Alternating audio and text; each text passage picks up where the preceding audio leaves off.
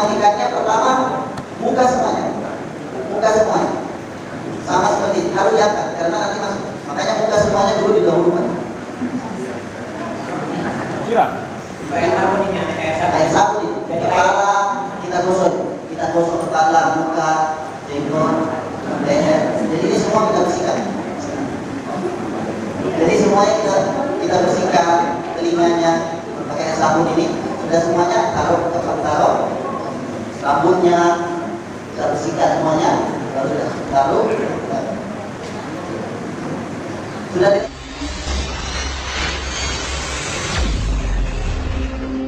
mandian jenazah ada beberapa bahan, ada beberapa benda yang kita butuhkan disiapkan sebelum proses pemandian jenazah.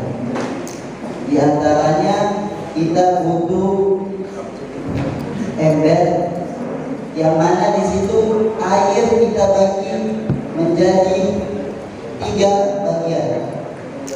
Di dalam ember 3 ember kita bagi air di situ menjadi 3 macam air. Bagian pertama ada air sabun. Yang kedua ada air kapur bagus. Yang ketiga air bersih, suci dan mensucikan. Jadi juga kita harus menyiapkan kain. Seperti tadi pas lagi melayat jenazah ditutup sama 2 kain. Satu kain tebal untuk menutup bagian aurat, satu kain tipis untuk menutup semua badan. Jadi ketika memandikan kain tadi, kalau kainnya tembus air, tidak perlu lagi kita ganti. Tapi kalau kainnya itu tidak tembus air, kita ganti dengan kain yang tipis yang tembus air. Cara mengganti kainnya nanti tidak boleh aurat tubuh mayit itu terbuka. Jadi ketika jenazah ditaruh seperti ini, ambil kain yang tipis, tutup seperti ini, baru ada yang menahan kainnya. Nanti orang yang jadi di sini tahan, baru yang bawah itu ditarik dari depan. Ditarik sekiranya tubuh mayit.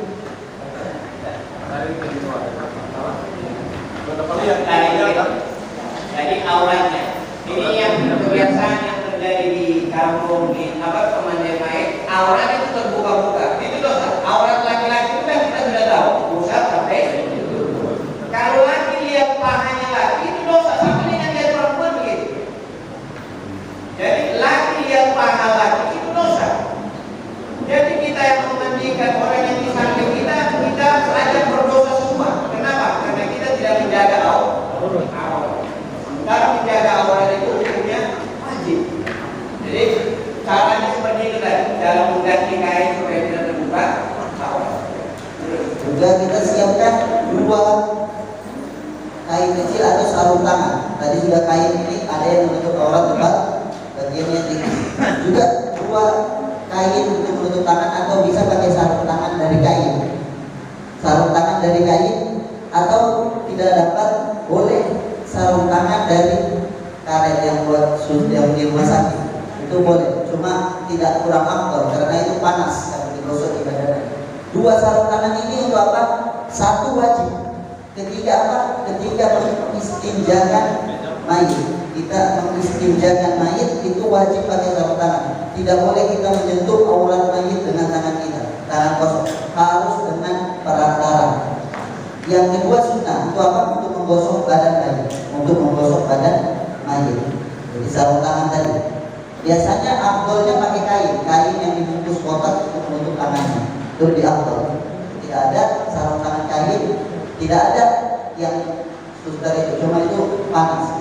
Buat kita gosok begini, tangan mayit, badan mayit biasa pas panas. Juga yang harus kita siapkan, disunahkan kita menyiapkan daripada bubur kenyang. Itu apa? Ketika kita memandikan mayit itu mengeluarkan isi perut orang mayit kan musuh nanti. Nah, jadi asap daripada bubur seperti ini untuk mensterilkan bau. Sebab kalau kita bau nanti kita merasa jijik untuk jadi membuat kita itu kayak tidak suka sama mayit. Itu yang dihilangkan. Ya, yang harus tentunya yang harus atau lupa. Jadi disunahkan seperti ini. Jadi kalau memandikan itu kalau banyak lupa baru arang yang baru jadi agak asap seperti itu, jadi enak. Menghilangkan bau, menghilangkan kebersihan kita sama mayit. Ya, apalagi kalau orang yang tidak biasa mandikan mayit begitu bawa semua dan langsung tiba-tiba muncul, itu tidak boleh. Sedangkan sama orang hidup saja Nabi menganjurkan sejelek apapun kita harus bisa buang senyum sama orang. Nabi pernah makan anggur yang nasab dikasih. Nabi makan anggur yang nasab dikasih ini. Nabi tidak kasih sama sahabatnya. Nabi makan sendiri dengan senyum, dengan Nabi sahabat tanya, ya Rasulullah, yang jadi tidak biasa seperti ini. Kalau ada orang bawa hadiah, kita selalu bagi. Kenapa sekarang sudah dibagi? Nabi bilang tadi anggurnya nasab. Saya takut kasih kamu punya muka cemberut, akhirnya orang tersinggung. Nabi jangan. Apalagi sama mayat seperti ini kita jangan. Terus juga dianjurkan diwajibkan yang memandikan mayit harus orang yang aman. Orang yang aman jika melihat sesuatu yang tidak diinginkan dari tubuh mayit, dia tidak menyebar-lebarkan bicara, tidak diharamkan. Karena mereka Rasulullah bilang turut mahasin mau takut, sebutkan yang baik-baik dari mayit kalian. Ada yang memandikan harus orang yang amanah, tidak sembarangan. Orang yang amanah yang mampu menutup kesalahan dari mayit. Kekurangan mayit, bahwa mayit ada hitamnya di sini, ada ininya di sini. Itu ditutup bisa tidak, jadi tidak sampai keluar. Itu jadi orang-orang amanah. Daripada amanah, ketika mayit ada sesuatu yang bagus disebutkan. Kalau mayitnya itu merupakan orang-orang yang soleh, agar diikuti sama orang, agar diikuti. Ini daripada adab-adab kita ketika juga dianjurkan bukan di depan orang, tapi di kamar tertutup yang masuk cuma orang yang memandikan sama yang membantu memandikan. Bukan semua orang mau masuk, tapi di tempat yang tertutup. Di tempat yang tertutup. Bukan semua orang masuk, lihat boleh, tapi daripada orang yang memandikan, yang membantu dan daripada wakil daripada keluarga mayit itu sendiri, bukan di tempat-tempat yang terbuka. Bahkan disunahkan di tempat yang tertutup.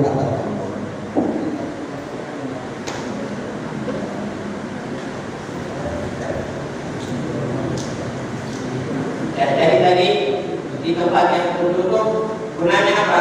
Supaya tidak banyak orang masuk, tidak banyak orang lihat. Gunanya apa? Supaya tidak tersebar kekurangan yang ada sebelumnya. Itu fungsi. Kecuali ada orang yang kita mau didik untuk pengajian lain, boleh itu kita masukkan. Untuk pendidikan, boleh kita masukkan. Sebelum pendidikan kita ada kalau ada kekurangan tidak boleh disampaikan sama orang tentang apa yang kau lihat sama mayit. Itu tidak boleh. Itu harus ditutupi. Orang yang menutupi aib seseorang, kekurangan seseorang di dunia, Allah akan tutupi dia punya kekurangan di akhirat. Itu yang disampaikan oleh baginda Nabi Muhammad Sallallahu Alaihi Wasallam. Tidak boleh memandikan mayit di tempat yang terbuka langkah. Tidak boleh. Mesti ada langkah. Itu salah satu yang diajarkan di dalam kitab kita. Jadi harus yang bernakal. Tidak boleh yang terbuka begitu.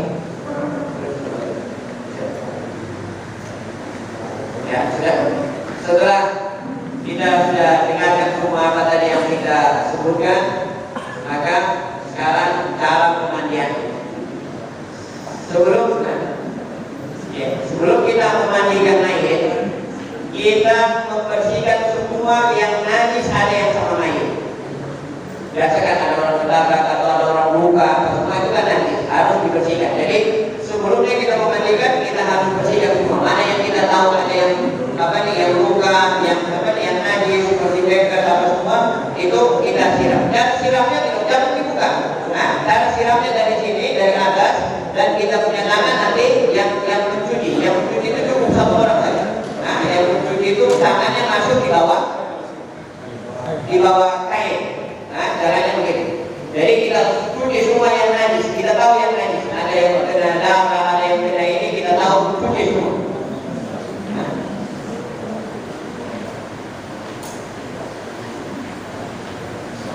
Ya. Jadi kita cuci semua. Cuci yang najis apa semua. Setelah kita sudah cuci yang najis, mulai kita keluarkan kotorannya dulu. Ya kan? Ya, kita keluarkan kotoran. Keluarkan kotoran dari perut si mayit. Jadi untuk mengeluarkan kotoran dari perut si mayit, kita angkat mayit sedikit. Jadi orang yang membantu untuk orang yang melakukan mayit, kita angkat sedikit seperti ini. Nah.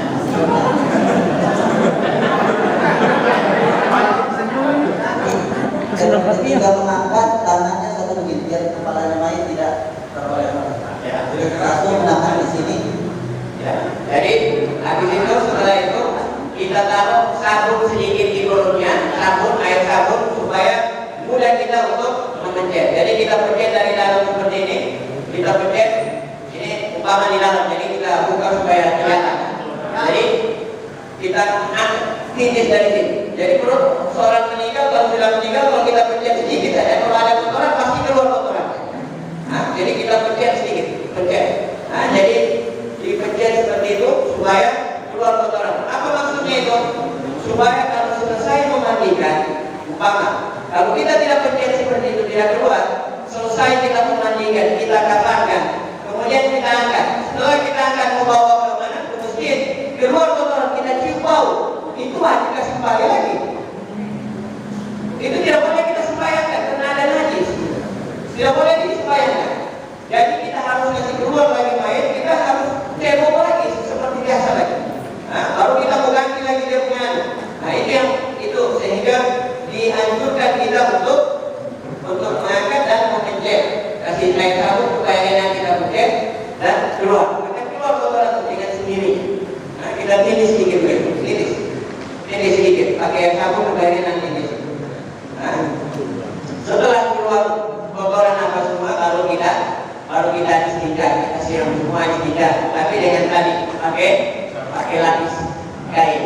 Bikin kain setimpal begini, baru taruh di tengah, tutup sini, baru ikat dengan tali. Sudah, itu cukup.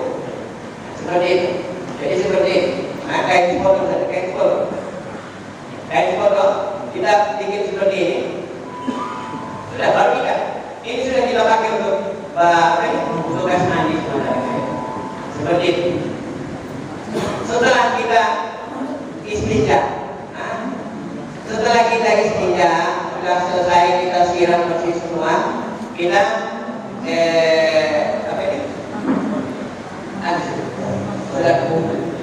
sudah selesai ya. Ingat, sudah selesai kita bersihkan lagi sudah. Kita sampai bersihkan bagian dari mayat itu. Kotoran ya, buku yang kita lihat kotor apa semua. Ini kita ajarkan kesempurnaan membandingkan sebenarnya kalau memandikan mayat itu membasahkan seluruh tubuh mayat itu sudah memandikan mayat. Cuma ya, tidak boleh potong buku apa sudah, biarkan sudah seperti itu. Jangan lagi kita potong bukunya mayat apa semua. Jadi kita bersihkan saja yang najis, yang kotor apa semua kita. Kalau ada lem yang di mayat itu kita bersihkan sehingga air itu masuk di pori-pori si mayat. Sudah.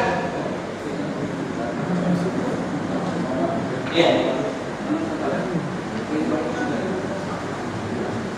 Ya. Artinya ini kan belum memandikan, masih membersihkan. Belum memandikan, masih membersihkan. Sudah kita bersih semua. Ini sesuatu yang sudah tidak ada lagi, baru kita wudukan. Nah, baru kita biasakan kalau kita wudu nanti terakhir kan? Sama. Wudu itu di awal. Sama dengan kalau kita mandi wajib itu wudunya kapan? Awal. Sunnahnya mandi wajib itu wudu dulu baru mandi. Begitu juga mayit. Selesai kita bersihkan semua, baru kita wudukan. Mengukuhkan mayit hukumnya sunnah. Jadi kalau mayit ada yang dimandikan, sudah tidak diwudukan dan tidak boleh, sudah. Tidak, sudah, tidak apa-apa. Karena mengukuhkan mayit itu hukumnya. Tapi niat mengukuhkan mayit itu hukumnya wajib. Jadi kalau kita mengukuhkan mayit, tidak niatkan untuk mengukuhkan mayit itu hukumnya wajib. Memandikan mayit itu hukumnya wajib. Tapi niat memandikan mayit itu hukumnya sunnah. Jadi kita mandikan mayit dia tidak pakai niat, tidak apa, sah kita punya memandikan mayit. Karena memandikan mayit itu hukumnya wajib, niatnya adalah kebalikan dari wudu tadi. Mengukuhkan mayit itu hukumnya sunnah, niat mengukuhkan mayit itu hukumnya wajib. Setelah kita mengukuhkan mayit, kita mulai dari mengukuhkan mayit, praktek mengukuhkan mayit. Dengan sunnah-sunnahnya, semua sunnah-sunnah. Sebenarnya pakai bidara. Karena dulu sabunnya pakai bidara, lebih dingin, lebih tidak dingin, lebih dingin di badan mayit, tidak mengakibatkan sesuatu yang panas, tidak mengelupas kulit-kulit mayit. Jadi sebenarnya pakai bidara. Kalau tidak ada bidara, kata ulama, boleh pakai sabun tapi bukan sabun yang panas, kayak rinso, harus sabun yang dingin. Begitu juga air bukan air yang masih panas, tapi air yang bukan air dingin sekali gitu, tapi air yang dingin. Makanya air yang di ember itu lebih bagus. Kalau dibiarkan di ember itu dingin, karena dia tubuh mayit lebih lama, lebih awet, lebih lama bertahan. Dan ketika kita memandikan, mengudukan mayit, yang harus kita perhatikan jangan sampai air masuk ke dalam bagian tubuh mayit, karena itu cepat merusak badan mayit itu sendiri. Jadi yang harus kita perhatikan jangan. Makanya ketika mengudukan mayit nanti dari semuanya, tunanya kumur-kumur, masukkan air, dan kumur-kumurnya air cuma ditaruh di bibir, langsung di sampingnya. Ambil sunnah. Hidung itu tidak sampai dikasih masuk ke dalam, karena dapat merusak tubuh mayit. Jadi ambil sunnahnya. Itu juga ketika cuci muka mayit, jangan dalam keadaan begini, ini air masuk, tapi diangkat sedikit baru cuci mukanya, biar air tadi tidak masuk. Jadi diangkat kepalanya sedikit, cuci mukanya, biar air tidak masuk. Jadi itu yang harus diperhatikan ketika memandikan.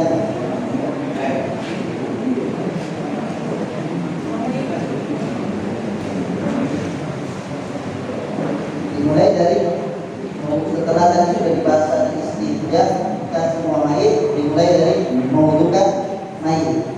Dari mengudukan mayit dari kumur-kumurnya mayit. Dimulai dari kumur.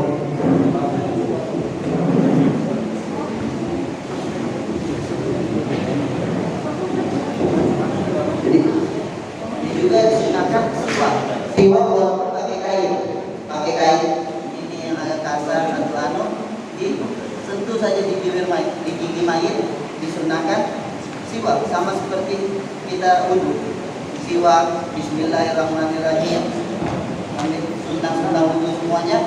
Jadi ketika kumur-kumur mayit kita masukkan ke dalam, langsung kita, jadi gigi mayit langsung dihilang, cuma di sebagian bibir mayit untuk mendapatkan sunnah mayit. Sunnahnya ketika ini hidung langsung keluar, hidung disentuhkan ke dalam hidung, ujung hidung keluarkan, ujung hidung keluarkan, biar mendapatkan sunnah kumur sebanyak 3 kali. Usahakan tidak masuk air tersebut. Setelah itu sampai kita lihat sunnah wudu, sampai kita lihat sunnah wudu untuk mayit, lihat sunnah wudu ada mayit. Di situ cuci muka mayit, berkumur, istinsyaq, kemudian cuci muka mayit. Nawaitul wudu al-adal mayit, nawaitul wudu al-adal mayit. Jika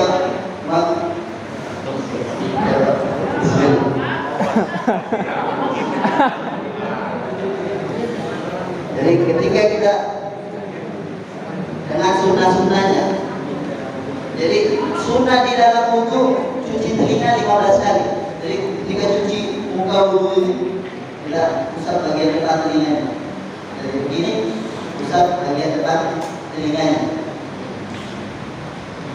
Selama sebanyak 3 kali. Usap. Kita perhatikan bagian-bagian yang perlu diperhatikan dalam wudu di muka bagian-bagian yang sudah biasa masuk air seperti ini.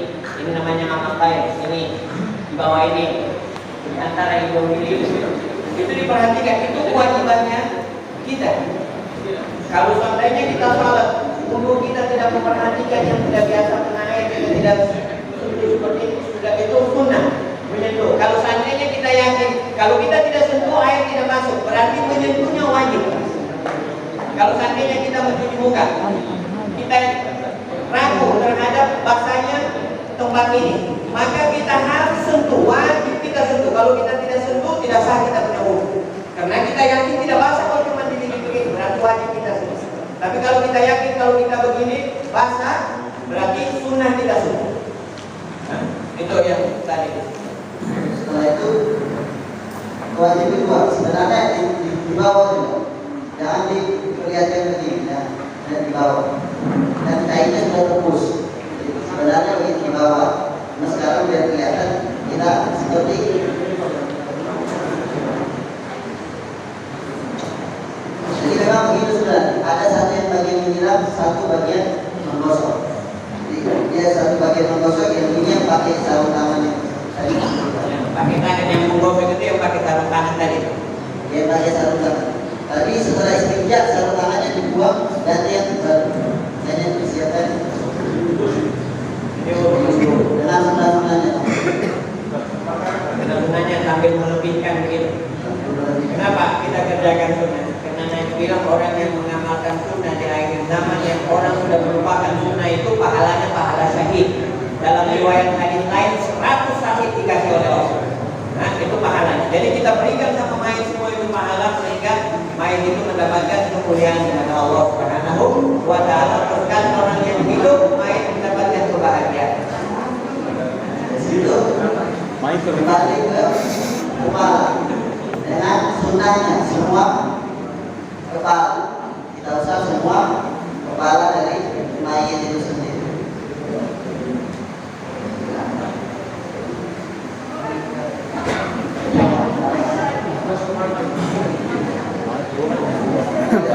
Bagian kepala yang bagian ini bagian yang menggosok itu dia basahkan tangannya sudah dia diusap semua rambut. Bagian menggosok dia sudah sama bagian yang menuang. Dia menuang. Dia gosok seperti buntut. Semua daripada bagian kepala. Sama seperti ketika dia wudu. Habis itu telinganya seperti orang wudu. Gosok telinganya, usahakan jangan sampai masuk lagi. Bersihkan telinganya 3 kali. Sama sunnah-sunnahnya habis begini 3 kali kan. Sunnah basuh telinga di dalam wudu sampai 15 kali. 3 kali bersamaan dengan muka. 15 kali. 3 kali bersamaan dengan muka. Sama bagian depan saja, belakang itu bagian depan 3 kali. Karena sebagian ulama bilang telinga ini masuk muka. Sebagian makanya itu 3 kali. 3 kali sama kepala. Ketika masuk kepala, belakang saja. Ketika mengusap kepala, belakang. Ketika mengusap kepala, belakang. Ketika mengusap, belakang. 6 kali itu. 3 kali sendiri, depan sama belakang. 3 kali ini sendiri, depan sama belakang. Tangan, air, depan, di sesuai itu baru belakang. Sudah? 9. 3 kali dia begini. Dia ambil air, dia terus tangannya, dia tiga kali. Begini aja, telinganya dia tekan, lalu tiga kali begini, tiga kali, dalam tiga kali. Jadi 15 kali disunahkan untuk wudhu. Telinga disunahkan dibasuh di dalam wudhu. 15 kali. Semua mayit lebih afdal semuanya kita lakukan sempurna mungkin, karena ini penghormatan terakhir kita kepada si mayit, penghormatan terakhir kita kepada si mayit. Jadi habis kepala, telinga, kaki juga sama seperti itu. Satu orang yang silap, satu orang yang gosok. Nah, seperti itu. Kita disunahkan ketika wudhu untuk menyela-nyela kaki, kan? Disunahkan menyela-nyela kaki dulu. Disunahkan di dalam wudhu menyela-nyela kaki pakai tangan, pakai kelingking tangan kiri, dari kelingking kaki kanan sampai kelingking kaki kiri, seperti kita gunting kuku dari kelingking kaki, dari kelingking sampai kelingking. Jadi disunahkan menyela-nyelanya seperti wudhu kita disunahkan seperti ini, menyela-nyela kaki mayit dari kelingking sampai kelingking. Dari kanan ke kiri, dari kanan ke kiri, pakai kelingking kiri, dari bawah. Itu afdal, lebih afdal. Menurut mazhab Syafi'i paling afdal. Cuma kalau sunnah dapat pahala sunnah dengan cara gimana pun dapat pahala sunnah. Tapi mau afdal sunnahnya dengan seperti itu. Insirin ila insirin yusra yadayhi, dari kelingking sampai kelingking dengan kelingking tangan kiri. Dia cuci kakinya yang wajib sama seperti wudhu, disunahkan dilebihkan dalam.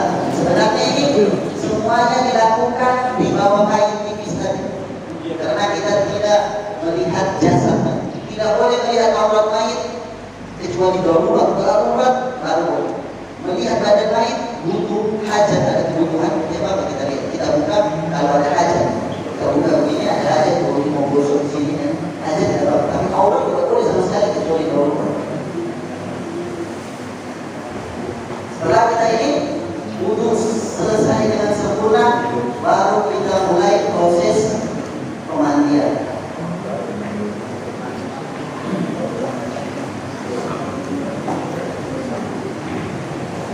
Jadi setelah itu proses pemandian dengan menggunakan air sabun atau air bidara, air yang dicampur dengan bidara atau sihir, bidara, air sabun dan sabunnya yang ini apa?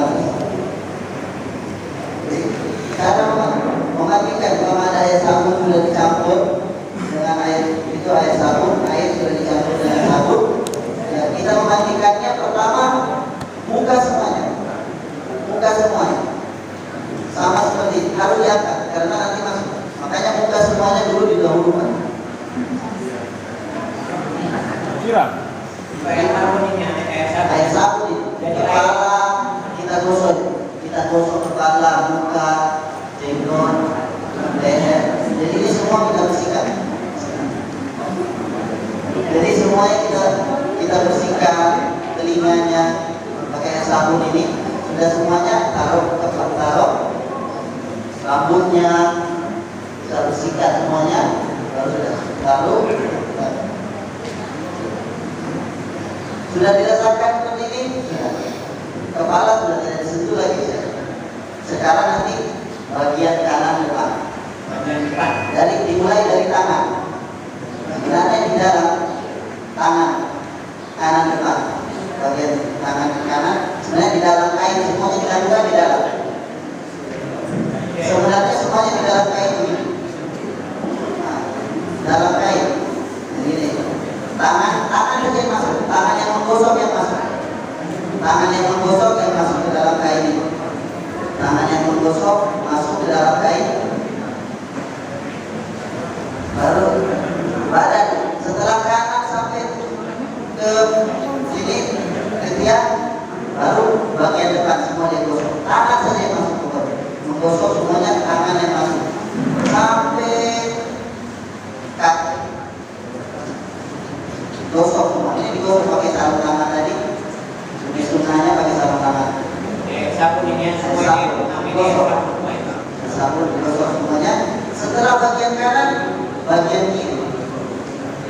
Bagian kiri dimulai sama. Dari tangan kiri sampai ke kaki ke bawah digosok. Digosok bersih sama seperti kita mandi. Bersihnya begitu kita gosok semua, gosok dari bawah. Iya.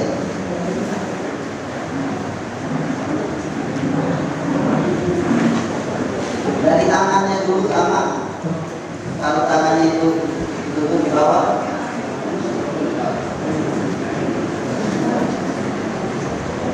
yang satu yang menggosok sampai di sini baru depan. Kepala sudah tidak perlu lagi karena sudah semuanya tepat. Kepala tidak perlu kanan kiri, langsung semua.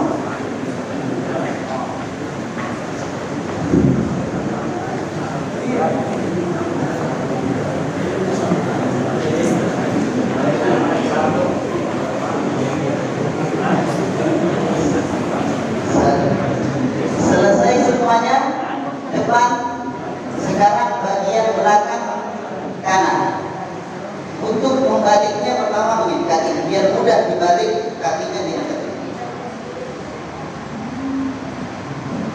Dan ketika dia membalik,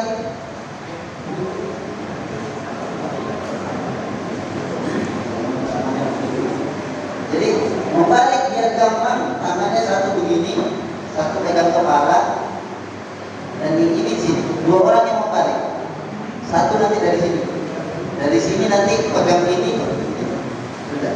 Jadi ketika dia balik, pegang biar tangan kepalanya tidak tersiksa begini. Nah, ketika dibalik begini sama dua orang, yang satu siram, yang tadi gosok bagian belakang ini.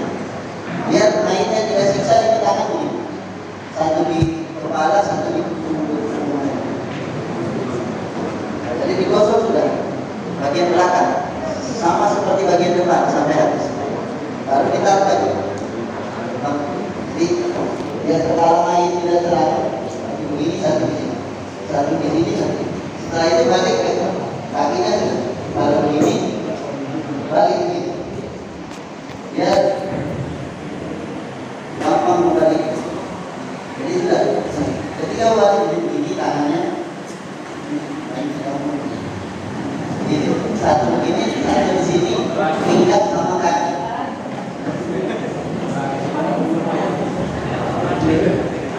Ya, auratnya hati-hati di sini ketika membalikkan. Ketika membalikkan tadi auratnya sebelah sana hati-hati. Jadi sebelum dibalikkan, dia punya ini harus dimasukkan memang ke dalam. Jadi begitu dibalikkan dia sudah tertutup. Jadi proses sabun sudah semuanya digosok, itu digosok juga belakang, digosok semuanya pakai sarung tangan tadi. Sudah selesai semuanya, kita ulang untuk membilas. Selesai, lalu diulang seperti tadi tapi untuk membilas air sabun pakai air bersih, air suci mensuci, air bersih untuk membilas sabun tadi. Bilasnya sama kita tadi, dimulai dari kepala kanan depan, bilas semuanya, kiri belakang kanan, belakang kiri. Itu dibilas habis air sabun, dibilas dengan air bersih. Itu belum mandi, belum dinamakan mandi. Yang ketiga ini yang dinamakan mandi. Yang ketiga baru dia niat. Baru dia niat memandikan. Karena tadi masih ada air sabun. Kalau kita siram niat, airnya berubah sama air sabun. Syaratnya mandi tidak ada di dalam tubuh kita sesuatu yang berubah air. Ini berubah air sabun. Jadi sudah dua kali. Yang ketiga kali air bersih dan niat. Yang ketiga air bersih dan niat. Air bersih dia niat. Awaitu gusla an hadal mayyit. Fardan lillahi. Situ sudah dia niat untuk mayit selesai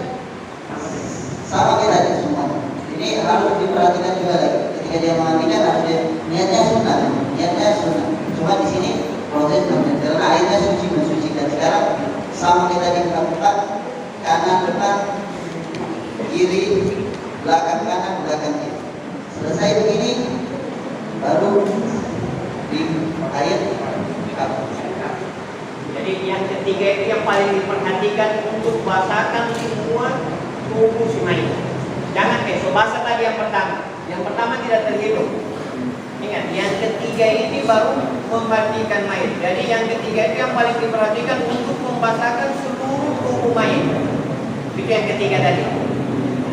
Setelah proses yang ketiga sudah basah semua, sudah habis semua, baru kita dapatkan satu cara pemandian.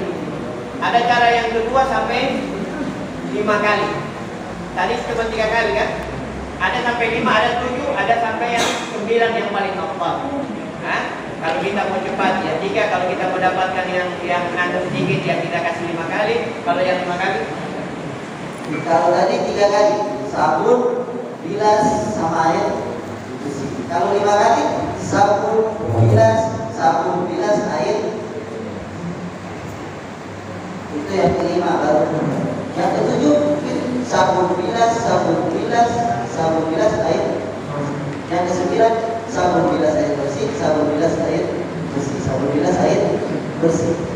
9 kali. Kalau lebih sempurna, jadi yang lebih anunya sabun bilas sama air bersih. Jadi ini baru air kapur. Kita pakai di sini pakai air kapur.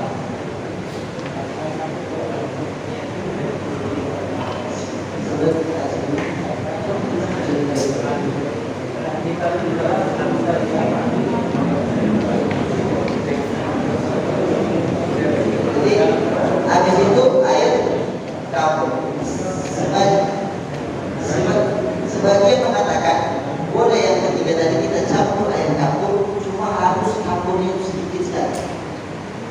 Jangan berubah bentuk daripada air, jangan berubah air dari bentuk aslinya.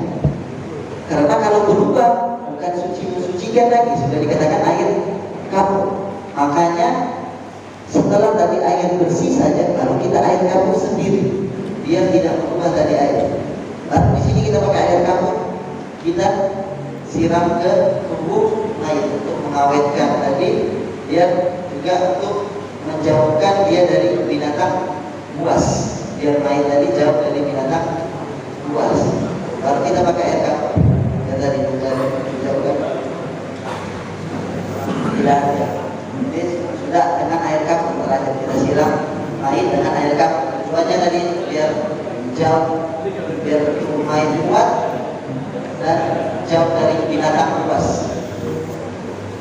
Dan diperhatikan tadi ketika memandikan bungkul itu jalan lupa tadi jalan biar baru harus jalan. Setelah selesai semuanya kita proses pengeringan mayit. Mayit itu kita keringkan. Kita ganti pertama kain mayit dengan kain yang kering. Kita ganti dengan cara sama seperti tadi. Ketika kita menarik kainnya, jangan sampai auratnya terbuka. Ima dari samping bisa, dari belakang bisa. Kita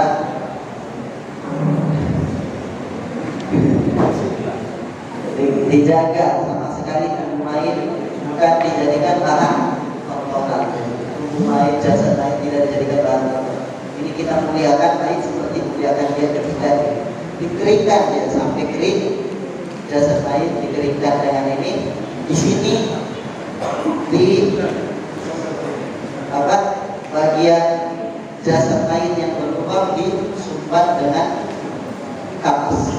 Ketika mengingat tadi bagian dari badan jasad mayit yang berlubang disumbat pakai kapas. Di sini disumbat pakai kapas.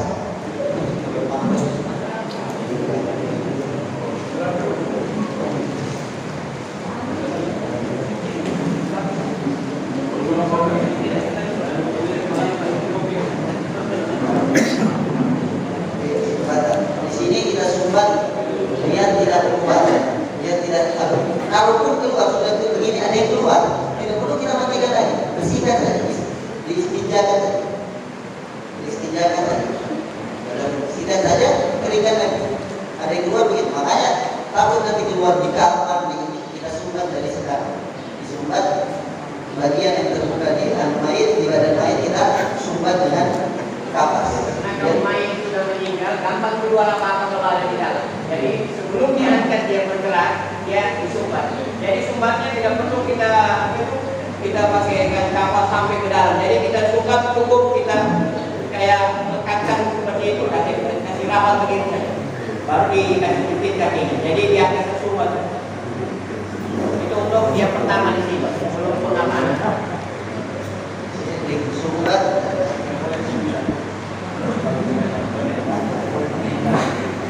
tidak jangan sampai masuk ke dalam sumbat. Kalau sampai dia ke dalam, berarti kapas itu kena najis. Di dalam kena najis. Kalau sampai itu kapas keluar dari dalam sampai keluar tengah panjang, kita kasih masuk, itu tidak sah, tidak boleh. Nah, jadi kapas keluar itu sekedar untuk menahan kalau dia keluar. Tidak boleh kita kasih masuk ke dalam. Kalau kita kasih masuk ke dalam, berarti dia punya proses kapas itu kena najis tengah yang di luar tidak kena. Itu tidak boleh. Sama dengan kalau kita sembahyang. Kalau kita sembahyang, ini kain najis, di sananya di ujung sana najis. Yang sampai ke sini tidak, tapi di ujung sana najis. Kalau saya bawa begini, tidak sah saya punya sembahyang. Kenapa? Karena saya bersambung dengan kain yang najis. Begitu, itu tidak boleh. Sama dengan itu tadi. Najis selama masih di dalam tidak bahaya. Kalau sudah bersambung sama sesuatu yang di luar tidak bahaya. Disurat di sini dikeringkan. Baik, dengan kering usahakan keringnya benar-benar kering. Karena kalau masih basah kita bawa ke kapal, cepat merusak kapal, cepat merusak kapal tersebut. Jadi usahakan di sini dia benar-benar kering, biar tidak merusak kapal. Kalau kita masih basah cepat kapal tersebut cepat rusak. Dan benar kering sudah kita mayit kering. Sekarang kita proses pemindahan ke kapal mayit. Proses pengkafanan mayit ini. Jadi waktu sholat mayit, kapan masuk waktu sholat mayit? Kapan mayit itu sudah boleh disolatkan?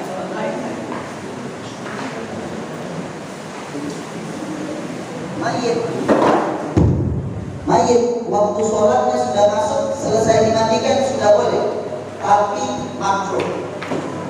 Afdal setelah dikafankan. Setelah dimandikan yang belum dikafankan boleh, tapi afdalnya setelah dikafankan baru disolat. Jadi sekarang sudah boleh. Kalau orang sudah boleh mandikan sudah sholatnya sudah boleh. Belum dikafankan belum siapa? Tapi afdalnya nanti setelah. Ya, jadi seumpama ada keluarga yang meninggal di Jawa atau di mana. Sekarang hari Jumat, kita sudah mau sembahyang Jumat. Habis Jumat kita mau salat yang lain. Yang kita tanya di sana, sudah habis dimandikan belum? Kalau seandainya belum dimandikan, tidak boleh kita salat lain di sini. Kalau sudah dimandikan di sana, sudah boleh kita salat lain di sini. Lebih apalnya kalau sudah dikafankan di sana, sudah dikafankan di sini. Oh sudah, berarti habis Jumat kita langsung sholat lain, walaupun dia belum dikuburkan. Itu pentingnya.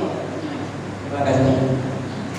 Setelah itu dikeringkan, baru kita proses pemindahan ke kafan. Mengkafankan laki-laki 3 kafan, perempuan 5 lembar, 5 bagian. Yaitu pertama izar, kemudian sarung, kemudian gamis atau seperti baju koko, seperti baju, kemudian kerudung, kemudian 2 lembar. Perempuan, kalau laki-laki 3. Yang pertama kecil, yang keduanya agak besar, yang ketiganya lebih besar. Setelah disumbat, dikeringkan sudah benar-benar kering, baru kita bawa ke pengkafanan. Jadi ketika proses pengapanan juga hati-hati tadi. Kita siapkan seperti kapas untuk membungkus kedua aurat mayit. Seperti kita buat seperti manjang untuk menutup depan sama belakang, kemudian diikat. panjang seperti panjang begini. Ketika mayat ditaruh di atas kafan nanti ditutup begini, diikat, diikat biar tidak tadi sumbatannya itu tidak keluar dan kita seperti pepes, biar najisnya juga tidak keluar.